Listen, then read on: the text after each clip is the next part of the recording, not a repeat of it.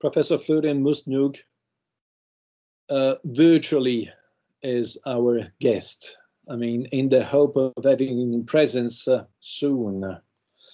So Professor Mussgnug is Professor of Comparative Literature and Italian Studies at UCL. It would take probably too long to summarize all of his activities and publications. I just restrained myself to some of the titles or research activities, and I will hint at apocalypse fiction, literature of last men, and an eschatological imagination of Italy. He has written extensively on Manganelli, Calvino, and main authors, Morselli, Volponi, Morante, Levi, I mean, all the major representatives of post-war Italian literature. But not only that, I mean, some of his works circulated widely, and I refer in particular to Postmodern Impegno. Postmodern Impegno draws a balance about literature in Italy in the post-war period. And it's as often with his works against the main common sense. So he claims that there was a form of commitment, even in postmodernism, not intended in the Lyothardian sense. As co-investigator of the large AHRC project about interdisciplinary Italy, a century and 100 years into art, into media, Professor Mussgnug has been exploring different strands of radical literature, visual and performative art from the 1960s and 70s, and he has re-elaborated all of his notions in a research on 21st century apocalypse fiction, Revelation, Resilience, Radical Hope, which is going to be published this year. I don't know if it came out already. There's another book that I'd like to mention, and it's The Eloquence of Ghost, which came out in 2010, has been the winner of the 2012 Edinburgh Gather Prize, which examines the creative possibilities of hybrid genre and open form as they emerge in the context of Italy, literary and artistic neo-avant-garde in the 50s and 60s. I mean, this is just a sample, and I will restrain myself to the samples, but it gives you an idea of how wide the range of interest that has been dealt with and tackled by Florian Mussgnug is. So it's really a pleasure and an honor to have it with us today.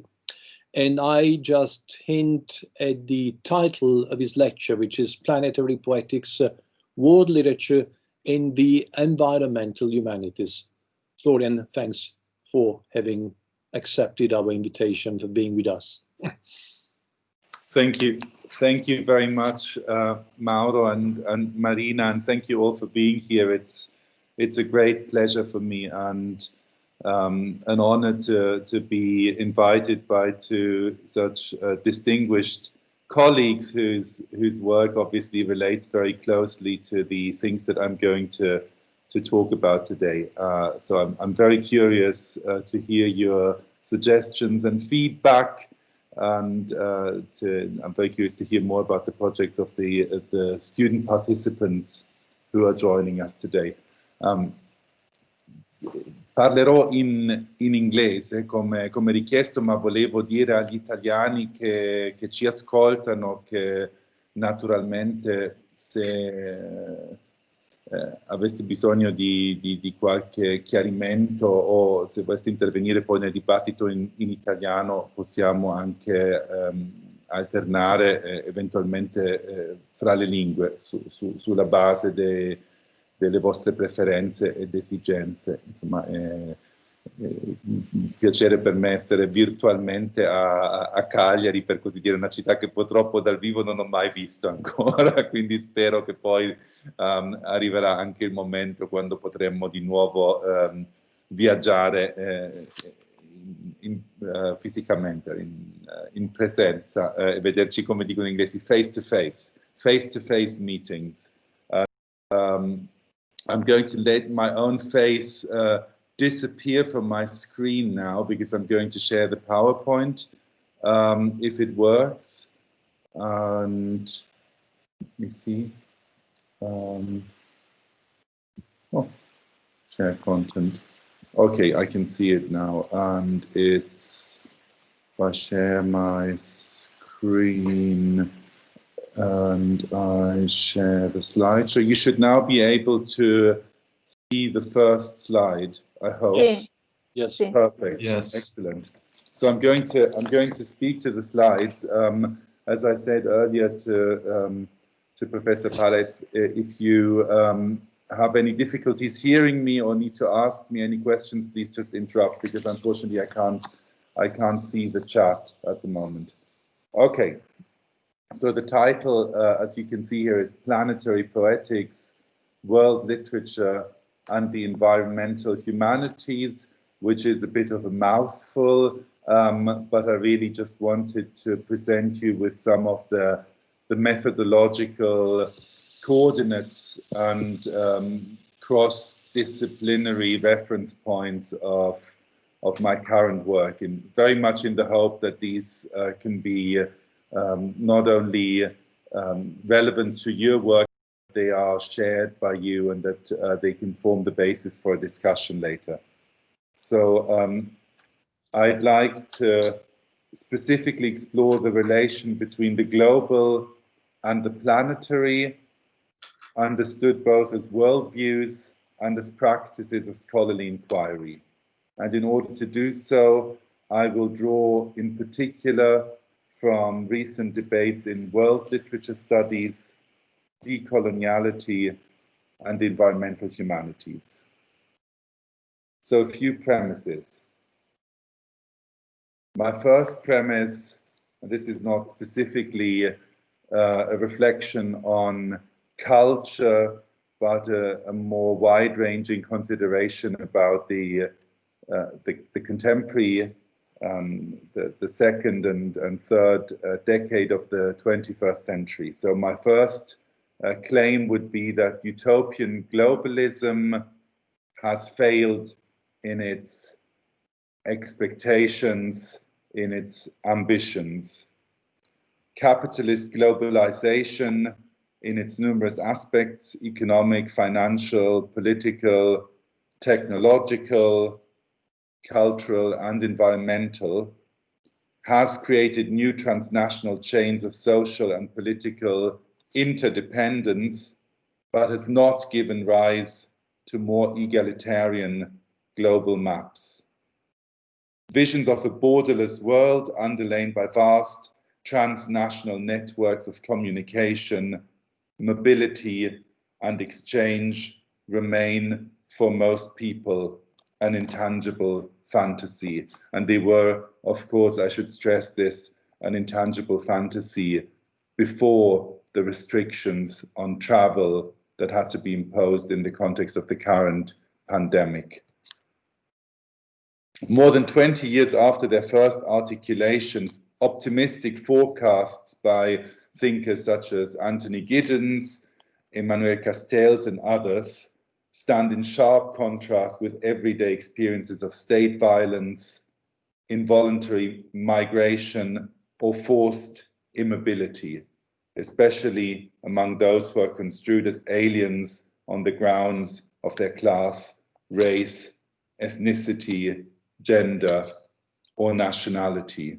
And I'm speaking as somebody who himself is very sort of very anxiously watching the news in these days to sort of understand the final and definitive terms of the Brexit deal between Britain and the EU, because not being a British national myself, I've become very conscious of how these patterns of exclusion and these constructions of otherness can shift very quickly, and how this can affect really sort of all levels of sort of institutional and social life. We're certainly, as universities in the UK, as you can imagine, very much battling with the consequences of these sort of shifting patterns of sovereignty these sort of inequalities and in the mapping of what is seemingly a sort of globally connected society. To give you another example, the global spread of digital information technology has not, despite the expectations of Castells and others, empowered democratic resistance to powerful actors such as government bodies or corporate multinationals, but has rather enabled these actors to reach more widely and directly into the lives of others, where they can control access to information and mold and manipulate habits and preferences. Digitalization has increased inequality. This is something which we are very much aware of in relation to the digital online teaching, of course. It has increased the inequality between internet users and also between internet users in total and those who remain excluded. Both phenomena, the differences of access and the sort of difference between those who are connected and those who are still not connected, increase inequality and cement existing patterns of privilege. While the modern era was largely defined by blunt forms of coercion and constraint and by sort of explicit levels of state violence, more recent decades have seen the emergence of less palpable but similarly pervasive, in the words of sort of Brian Mussgnug, quieter registers of power. Dissimulation, enticement, seduction. As Brian Mussgnug explains in this interview, which you see here in the slide, older disciplinary forms have not disappeared in the wake of these new technological possibilities, but on the contrary, policing powers proliferate and have become more vehement as integral parts of a never-ending movement processing loop. Brian Mussgnug calls this our collective social function as checkpoint triggers and co-producers of surplus values of flow, end of quote. Similarly, territorial authority is not abolished but profoundly transformed by the emergence of new geographies of power. And I'm giving you just a few examples here of thinkers who in different ways have engaged with the question of sovereignty. I know this is also very much of interest to Marina, whose own work relates to sort of the idea of space and representations of space. So I'm not going to comment on these different texts in detail now, but wanted to specifically reflect on the view of geographer John Allen, a colleague at the currently teaching at the Open University in the UK, who talks about what he calls the intensive reach of political and corporate agents. And he says that these intensive power relations, as I put it here in the PowerPoint, shape our lives less overtly, but no less radically than the extensive ties that link us topographically to traditional centers of authority. They cannot be fully mapped in lines, in terms of lines of connection, I'm quoting, etched on a flat surface across measurable spans of the globe. Traditional accounts of institutional power, according to Allen, were mostly informed by the idea that authority radiates from a stable center, say a political capital, the headquarters of a business corporation, a financial hub, or a global city, and that it is exercised outwards and downwardly within the limits of a clearly defined territory. Such familiar ways of thinking about space, however, are increasingly out of sync with the radical social and technological changes brought about globally since the beginning of the 21st century. And I'm going to read a short quotation from John Allen, he writes, "The measured times and distances of the modern era no longer quite capture the felt experience of being on the receiving end of a so-called distant corporate or financial power, or the intensive reach that states can have over the lives of migrants far removed from territorial borders." Allen uses the term topologies of power, and I just wanted to sort of very quickly explain to you the origin of the mathematical origin of this term topology, because I think it might be interesting to our discussion of literature later. Topology is the mathematical study of the properties that are preserved through deformations, twistings, and stretchings of objects. Tearing, however, is not allowed. That's a definition from, I'm afraid to say, from Wikipedia, right? I just checked what topology meant. For example, a circle is topologically equivalent to an ellipse into which it can be deformed by stretching, and a sphere is equivalent to an ellipsoid. And then I found this from an essay which is called A Sampling of Mathematical Folk Humor. I didn't even realize that there was such a thing as mathematical folk humor, but I was never particularly good at maths myself. So the question is, what is a topologist? The answer, someone who cannot distinguish between a donut and a coffee cup. And if you search this, if you search topology, you'll find endless versions of the image that appears on the left side of the screen of the donut morphing into the coffee cup, because it's a deformation and a twisting. All this to say that John Allen wants to make the point that the intensity of hierarchical power relations is not fading, but that these hierarchical power relations are less and less likely to be measured in terms of spatial distance, right? They are they're intimate, so to speak, parts of our daily social and cultural experiences. Similarly, Saskia Sassen, just going to go back to this slide. So you see Saskia Sassen's famous book, Territory Authority Rights. She says that the nation state remains the prevalent organizational source of authority, but its political power is increasingly detached from territory and embedded in what she calls a multiple bordering system.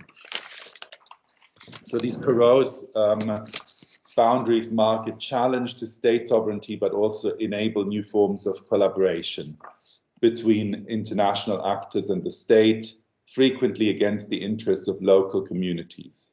So big corporate companies interfering or sort of collaborating with the nation state against the interests of local communities, especially but not exclusively in the global south. Right. This is just by way of a sort of general introduction. How have scholars of world literature addressed these changes? I know that not all of you work in the field of comparative literature, so I think it might be helpful to say a few words about sort of the shift from comparative literature to world literature as a second and increasingly prominent name for our discipline and for our object of study. So where does this come from? Going back to the 1990s, we can see how the current idea of world literature, which I've summed up here, so world literature as the study of the global production, translation, and cross-cultural reception of genres and texts, world literature as something that enables new forms of cosmopolitan belonging, world literature as a critique of totalizing perspectives, world literature as an exploration of inequalities, world literature as something which propagates new coordinates of spatial and political belonging. All these ideas of world literature can be said to emerge from a particular very interesting moment of self-reflection, or if you wish, crisis in comparative literature. And this is the moment which is very much described in the 1995 Charles Bernheimer report on comparative literature as a discipline. I should say, for those of you who are not comparatists, the American Comparative Literature Association, ACLA, every 10 years commissions a report, a so-called state of the discipline report, which then becomes, which is where in the context of which different researchers are invited to develop in writing their perspectives of where the discipline is and where it is heading, and this becomes a very important reference point for subsequent debates. So we've had the 1995 report, the 2005 report, and indeed the 2015 report, edited by Ursula Heise, which I'm going to mention later. But the 1995 report is the report where we begin to see a need to move beyond a particular sort of what is now perceived as a traditional idea of comparative literature. So we have Peter Brooks, for example, very distinguished senior, now emeritus colleague in comparative literature, well known for his work on specifically on sort of Anglophone and Francophone 19th century realism. Peter Brooks writes, although I hold a PhD in comparative literature, I've never been sure what I did. Never sure I deserved it, since I've never been sure what the field or the discipline is, and never sure that I could really claim to be teaching it or working in it, etc. So this is a kind of sort of anxiety that has often been described in sort of textbooks which engage with this sort of idea of comparative literature. The anxiety around the qualifying adjective comparative, right? What does it mean to compare, right? How far can we sort of push this idea of comparison? And what surfaces in the context of the debate of the 1990s is very much a need to rethink comparison beyond the Eurocentric focus of much comparative scholarship at that point in time, right? So this is something which of course, I know that some of you work on Asian literature and are specialists in South Asia, so you'll be very familiar with this shift, of course. Just by way of a reminder, this is actually the introduction written by the editor, by Charles Bernheimer, who says that comparative literature should be actively engaged in the study of canon formation, non-canonical readings, contestatory, marginal, or subaltern perspectives. We have to sort of move beyond monolingual scholarship and focus on contemporary popular cultures, right? So looking at this more than 2 decades later, we realize from the current viewpoint how much this positioning paper really kind of sort of mixes and treats as one and the same things which now appear very different, which is, for example, the sort of the shift away from the idea of a sort of literary canon. The 1990s are also sort of well known as the sort of final years of the period of the so-called canon wars, and sort of but also the shift beyond the Eurocentric perspectives of sort of much comparative scholarship and the sort of need to engage with subaltern perspectives, right? Marie-Louise Pratt focuses on this in her contribution to the report, and she says, I'm just giving you the short snippet. The so-called universal had been a locally European discourse in metropolitan academies, though today non-European theorists have embarked on numerous efforts to break the European monopoly on the category of the universal. Right? This is still 1995. Right? So what happens after that? Some key theorists turn to the emerging debates around sort of globalization, and specifically are very interested in these ideas which I presented at the very beginning of my talk, these sort of positive ideas of globalization, what I called utopian globalism, and champion this in order to present a very different idea of comparative literature. And they do embrace the term world literature. World literature is an old term. The first person to, the person who is normally credited with coining the term world literature, as many of you, of course, know, is the German and in 1977 in conversation with his private secretary Johann Peter Eckermann. I'm quoting from the English translation here. Notoriously says, I'm more and more convinced that poetry is the universal possession of mankind, revealing itself everywhere and at all times in hundreds and hundreds of men. I therefore like to look about me in foreign nations and advise everyone to do the same. National literature is now a rather unmeaning term. The epoch of world literature is at hand, and everyone must strive to hasten to its approach. Right? So who are the thinkers who in the late 1990s turned their attention to Weltliteratur, to world literature, in order to sort of champion a positive attention to the global? The very important and one of the two most influential theorists of that particular moment is Franco Moretti, who publishes this short but incredibly influential essay, Conjectures on World Literature, of 2000. I'm just going to sort of give you this long quotation here, but I'm not going to read it out fully. Moretti says, we're talking of hundreds of languages and literatures. Reading more seems hardly to be the solution.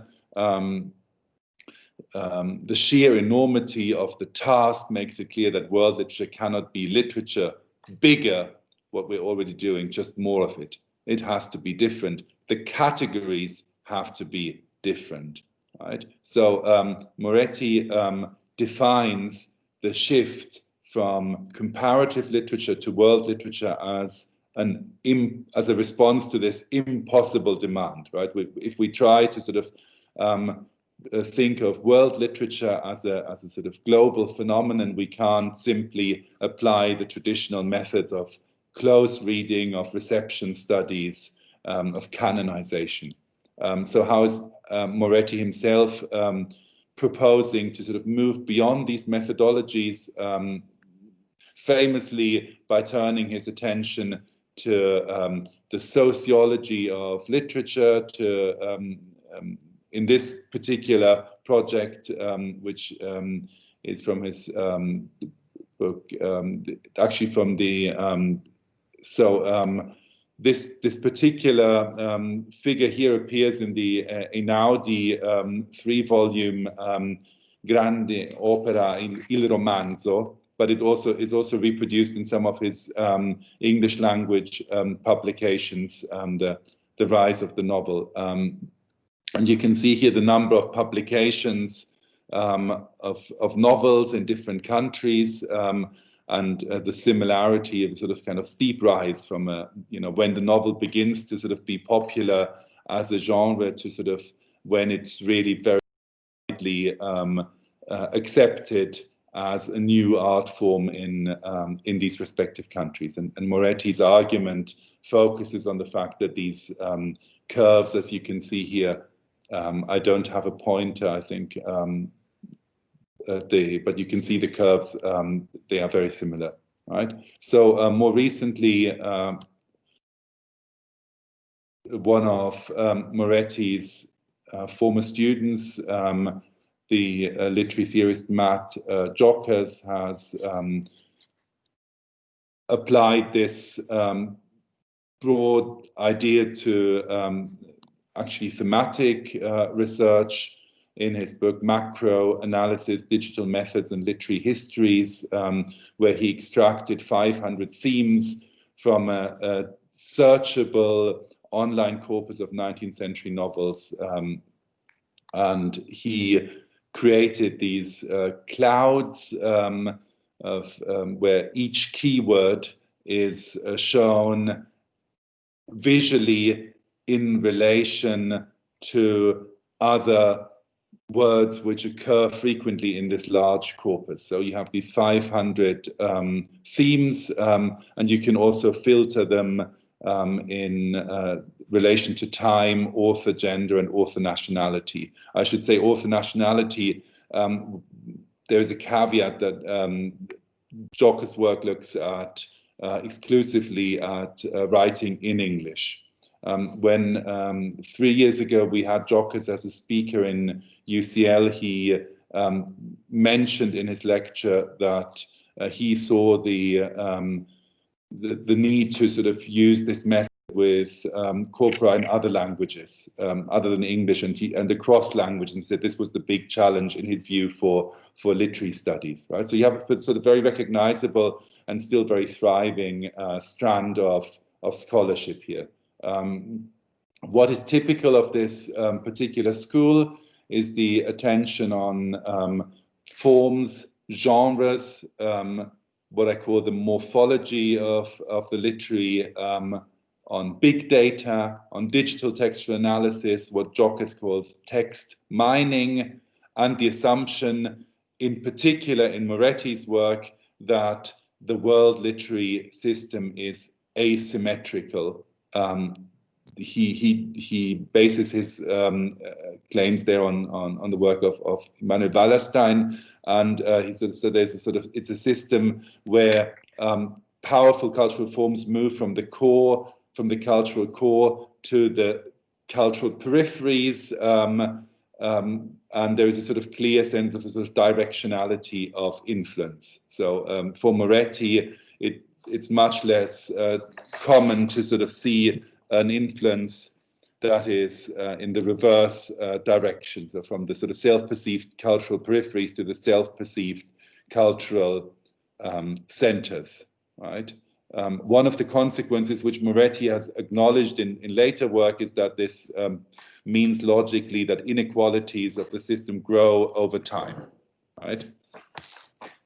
So, where does very quickly, I'd like to sort of move on to the planetary, actually. The other big, very influential thinker in this particular moment is, of course, David Damrosch, who defines, and I'm not going to do justice to his thinking here, because there would be a lot more to say about Damrosch's contribution to the debate, but very briefly, he defines world literature not as a canon of works, but as a mode of circulation and of reading.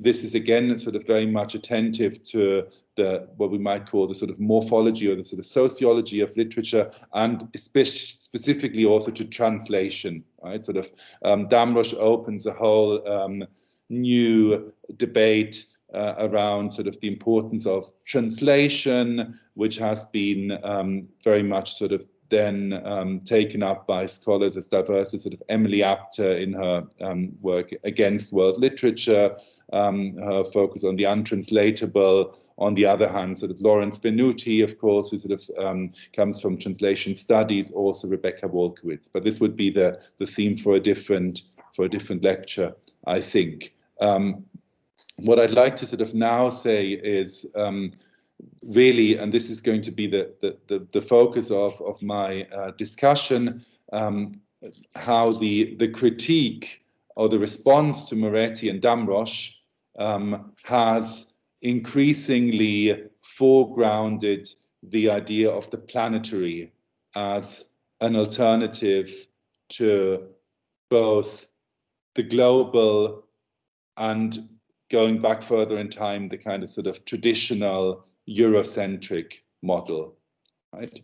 So, as Ben Etherington and Gerard Zimbler have explained, world literary criticism at the turn of the millennium was characterized by a growing attention to international markets and by what they call a renewed appetite for addressing the question of literary totality. Inquiries into the transnational circulation of literary texts by Franco Moretti, David Damrosch, and Pascal Casanova, among others, notoriously emphasized the importance of globalization as a socially and culturally unifying force, and explained literature as a necessary consequence of global market exchange. I should say world literature, of course, in this case, you know, the sort of the phenomenon of world literature, the emergence of world literature is a consequence of the sort of existence of these global markets.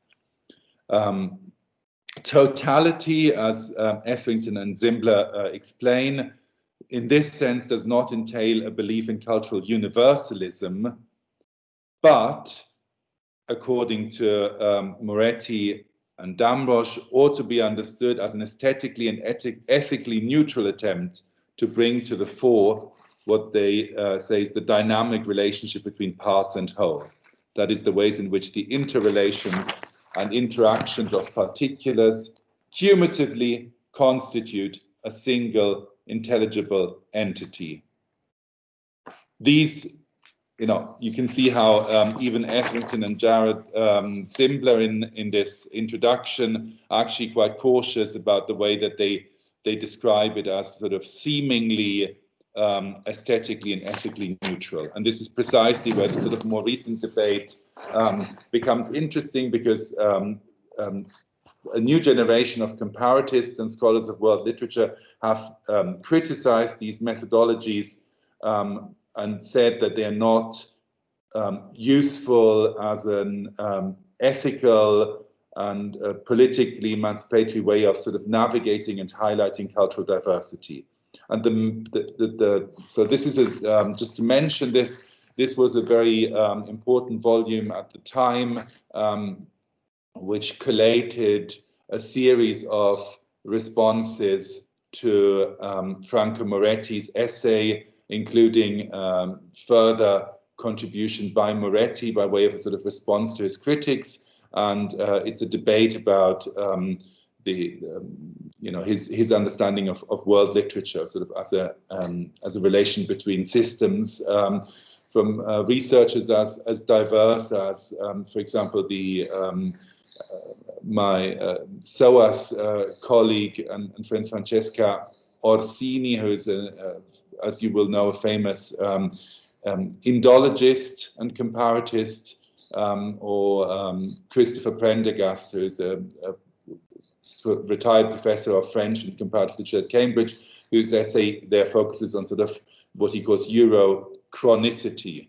right? The problem that Moretti dates the emergence of cultural forms as something that sort of repeats the first emergence in the European context, right? So that he postulates the European as the first token through which he can define the type, as in these curves which I showed you earlier. Right? So this was the first book length critique of Moretti, with very different approaches. More recently, a group of colleagues who are based at the universities of Manchester and Warwick, who call themselves, when they write together, the Warwick Research Collective. They published this book called A Combined and Uneven Development Towards a New Theory of World Literature, which is again a critique, a sort of leftist critique of Moretti. And they say, it is not only that cores do not always remain cores or peripheries, the world system is a site of ceaseless struggle for power. It is also that in the literary and cultural spheres, at least, incorporation of foreign forms, accommodation, assimilation, even indigenization is altogether routine in core sectors also. Literary forms and models developed in semi-peripheral locations are often pirated by core writers. So this is the kind of sort of critique. And as I said, Gayatri Spivak is really the very, very important reference point for all these early critiques of world literature since her own publication of I've got the volume here. I wanted to show this sort of slim book called Death of a Discipline, which the discipline which is said to have died in Gayatri Spivak's provocation is, of course, comparative literature. So it's this was first published in 2003 by Columbia University Press, and it's the context in which Gayatri Spivak coins this term planetarity, right? Emily Apter has more recently recalled in her book Against World Literature, Spivak's idea of planetary was received in polemical response to curricula that continue to foreground the cultural concerns of a few privileged emigres, and to sort of the lingering Eurocentrism of many comparative literature programs. So it's a very specific, the book is actually a very specific critique. At one level, it's actually a kind of sort of a very, you know, concrete invitation to comparatists in the North American context to work with researchers in area studies. As I put here in trying to paraphrase this main point, comparative literature and area studies can work together in the fostering not only of national literatures of the global South, but also of the writing of countless indigenous languages in the world that were programmed to vanish when the maps were made. Above and beyond this, Spivak's idea of the planetary has become extraordinarily influential in the environmental humanities and has become what we might call a traveling concept, right? So in the final part of my lecture today, I'd like to sort of shed some light on this idea of the planetary, not least because it really, you know, I think as comparatists, as literary scholars, I think we should pay attention to this, because it is one of the cases where our debate has actually been able to sort of shift and transform the thinking in other disciplinary fields, which is perhaps less been the case in the sort of last 20 years than in the previous 2 decades, right? And both post-modernism and previously, you know, sort of simultaneously sort of post-structuralism were concepts which were very much elaborated in literary studies, sort of between literary studies, cultural studies, and philosophy, and moved out into other fields. But it hasn't been so much the case in the 21st century. I think literary studies has been much better at reacting to influences from other disciplines than in sort of setting the agenda for cross-disciplinary debates. And here with the planetary, we have an example of a concept which radiates out from comparative literature, from Spivak's very specific observations about the need to sort of rethink comparative literature into wider contexts. So what is the point that Spivak makes? She demands greater attention to what she calls demographic rather than territorial frontiers that predate and are larger than capitalism, and to the kind of collectives that belong to the shifting multicultural empires that precede monopoly capitalism. So planetary thinking, according to Spivak, is conceived as a conceptual tool for the study of relational and contingent spatial formations. It's also a practice of diachronic inquiry. That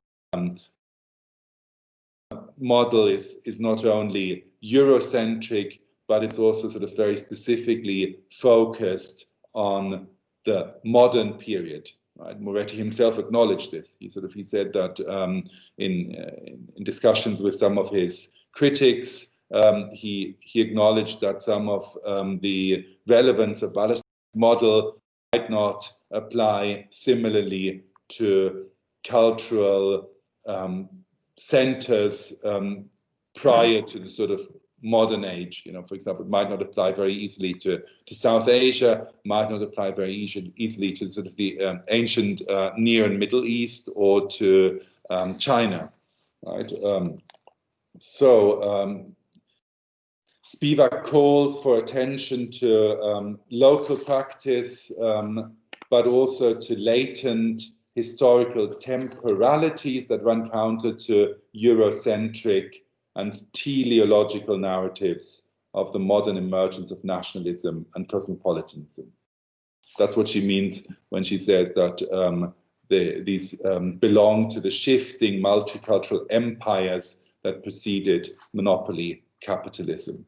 Right? You might think that the reference to empires here is seemingly problematic in the context of a work of a researcher like Spivak, who's sort of so much been central to the debates around sort of the post-colonial, but of course she means empires here specifically and deliberately in this sort of much broader sense that I've tried to describe. Right? So planetarity has come into view as an influential generative concept. Planetarity is coeval with advanced capitalist globalization. It's a concept which is, you know, we talk about a sort of planetary sphere, very much with regards to the kind of sort of contemporary period simile in which we talk to kind of global sphere. But unlike globalization, planetarity as a sort of field of inquiry is critical of late capitalist totalizing perspectives. It problematizes the transnational circulation of goods and ideas, while world literature, for example, for Damrosch, enables new forms of cosmopolitan belonging. Planetarity, or sort of debates about planetarity, have been very critical of cosmopolitanism as an elitist, potentially sort of elitist concept. Feng Xie in this book, for example, describes you know, he does acknowledge that contemporary globalization has created a genuinely transcultural zone that undermines the territorial borders of cultural and literary production, thereby leading to the emergence of a global consciousness. But then goes on to sort of say that global markets have also perpetuated inequalities and really focuses on these negative trends and emphasizes the importance of world literature as a site of cultural and political activism. Right? This is all linked to the post-colonial. I should say again that sort of another figure whose shadow really sort of looms, or a figure who looms large in the sort of background and whose shadow falls on all of these, Edward Said. I'm not going to talk about Edward Said with Mauro being in this chat, because that would be a terrible strategic mistake. But I would like to sort of credit the importance of Said. Another person who is very early on flag this political dimension of world literature is Sanja Bahoun. She says that world literature has become a metaphor as well as a means of expression, a concept, a discourse, a pedagogical tool, an imaginary community, a knowledge practice, a stance, and an affect, right? So it's sort of, it's as it were to say, through Moretti, through Damrosch, we now have the possibility to kind of sort of critique globalization.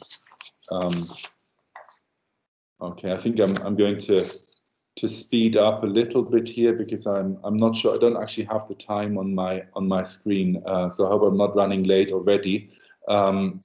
The environmental humanities.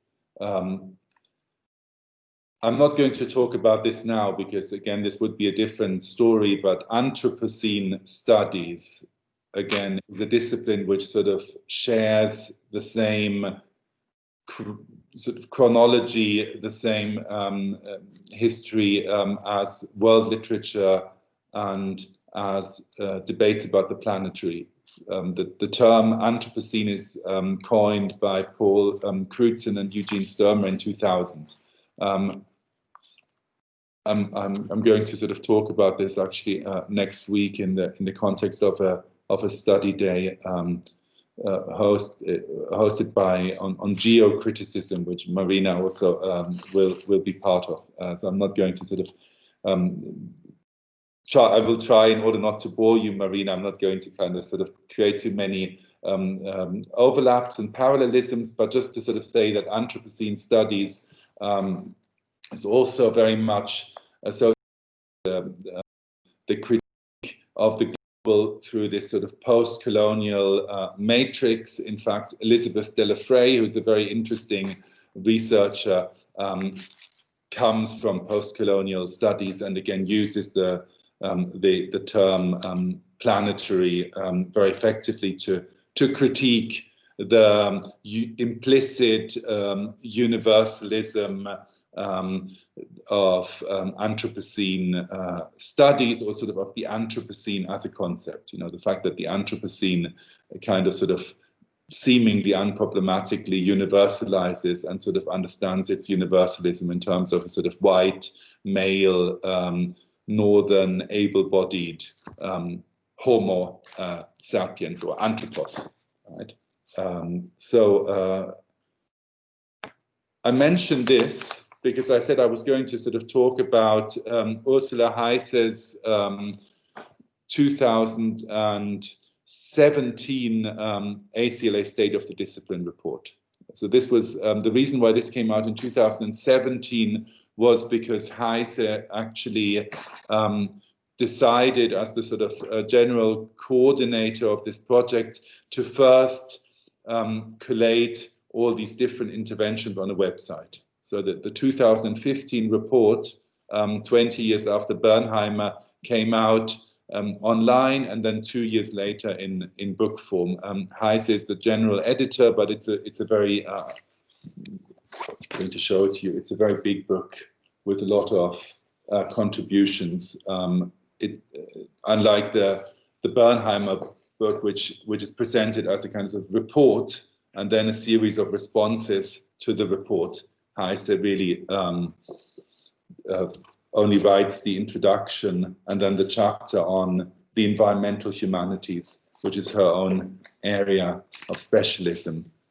So Heise very importantly describes interdisciplinary studies as both a challenge and an opportunity for comparative literature. She says, if we sort of think back to the Bernheimer report, this idea of sort of cross-disciplinary inquiry was something which comparatists felt they could champion, and where comparative literature was kind of sort of pioneering a new trend in literary and cultural studies. But of course, since then, many other disciplines have become similarly interested in the cross-disciplinary, in the multidisciplinary. So comparative literature is no longer unique. And she says this is a challenge and an opportunity.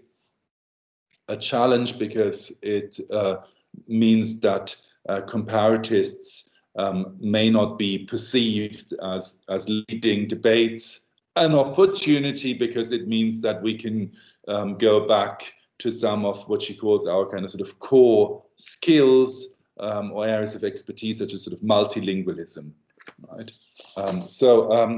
I mentioned this and I wanted to mention the Anthropocene because Heise specifically says that engagement with the Anthropocene has going to sort of slightly rush through this here in order not to bore you. She says it's sort of the engagement with the Anthropocene and engagement with sort of environmental catastrophe has arrived belatedly in comparative literature. That's her term. Comparatists, she claims, in 2015 have done too little until now to prove the specific relevance of their multilingual and cross-cultural research for determining the scope, the limits, and the historically divergent implications of these paradigms.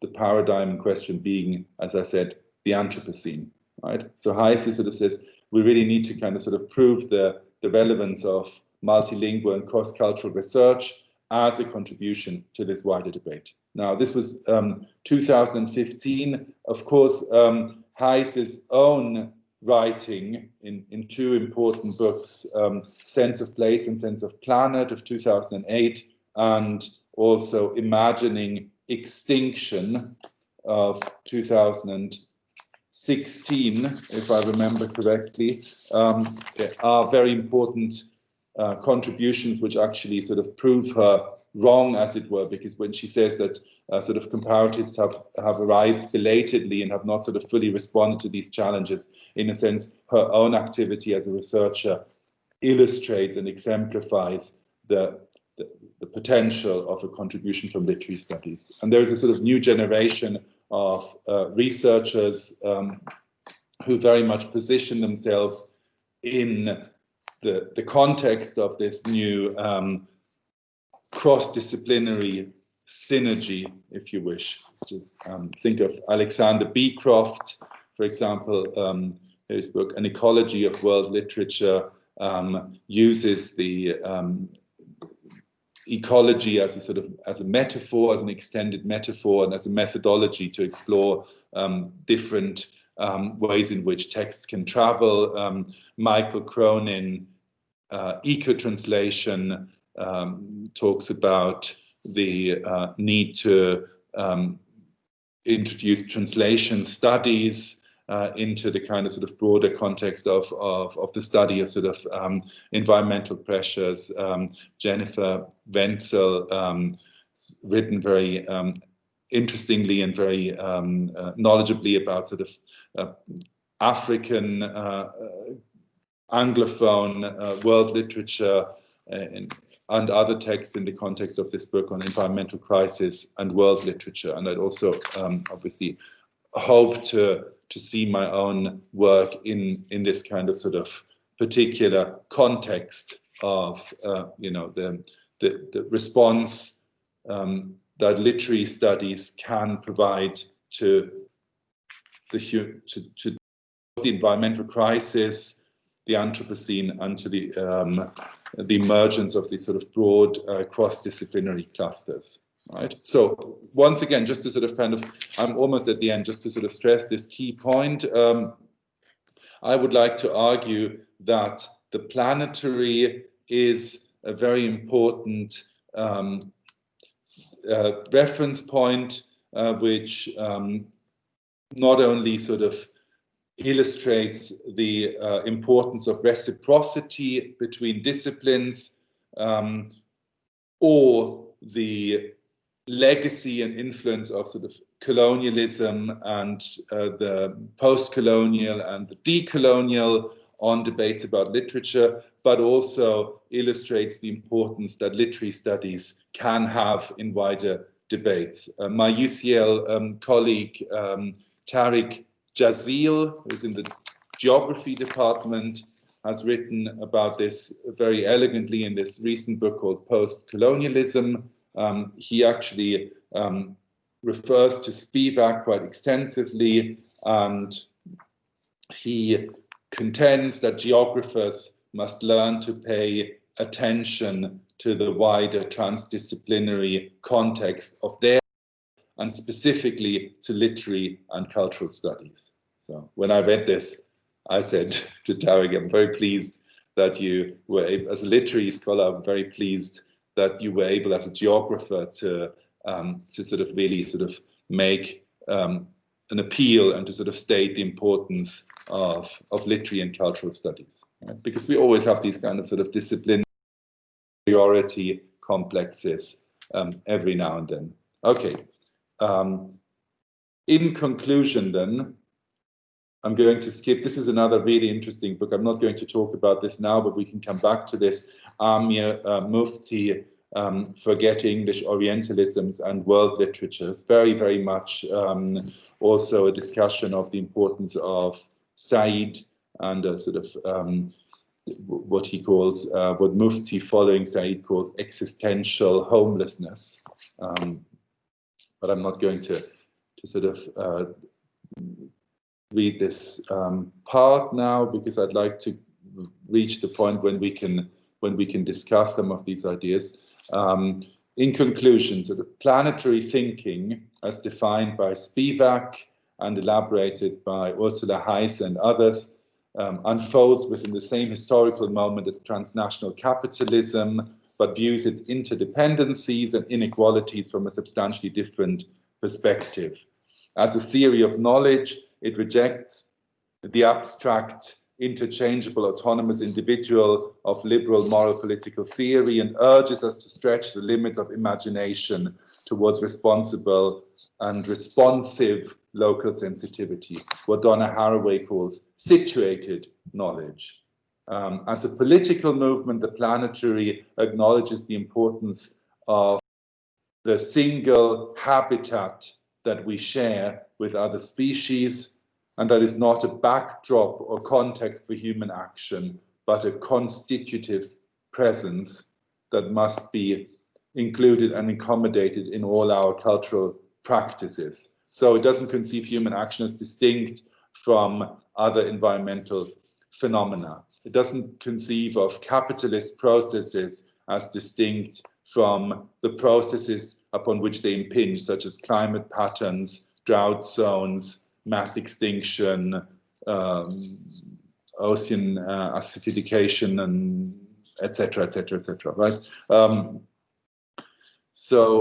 Timothy Morton, in this book, Hyperobjects, has written about our entanglement with vast temporal and spatial phenomena, which he argues triggers a sense of insecurity and powerlessness.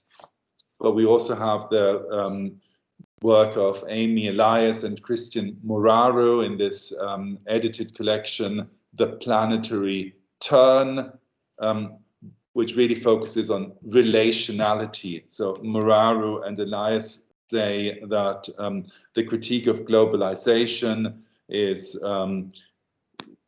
consists in sort of foregrounding what they call in this quotation, which I'm giving you here, the incessantly thickening, historically unprecedented web of relations among people, cultures, and locales to comprehend the planetary.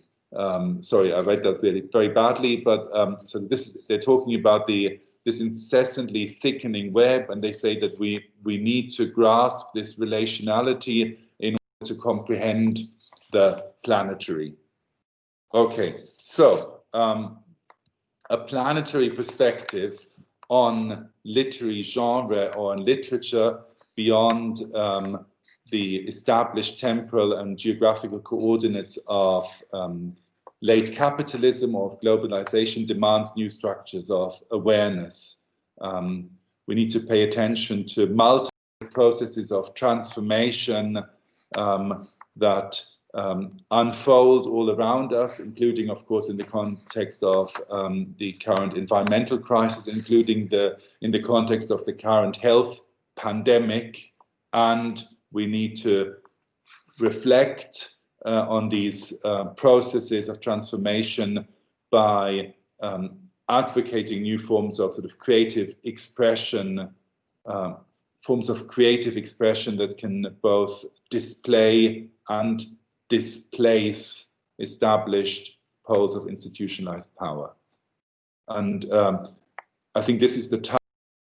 I think comparative literature is a very good point, not the only point, of course, but a very good point from which to sort of embark on this task, because comparison, of course, never was an exhaustive methodology, but always was aware, and this also transpired from Moretti's and Damrosch's reflections, and earlier from Bernheimer's and Peter Brook's reflections. Comparison always was aware of its own precarious status right? Ray Cho calls comparison a violent yoking together of disparate things, which leads to the production of an unfinalizable event, right? Unfinalizable is perhaps a bit of a clunky adjective, but what, of course, this suggests very, very interestingly, sort of that we must sort of understand our contribution as scholars as part of an ongoing, continuing process of inquiry. And in this sense, it is therefore, I think, a very, happy and rewarding thing to ponder that planetarity, which is one of the most influential concepts in recent years, has emerged from comparative literature. Okay, thank you very much. I'm going to stop sharing my screen now.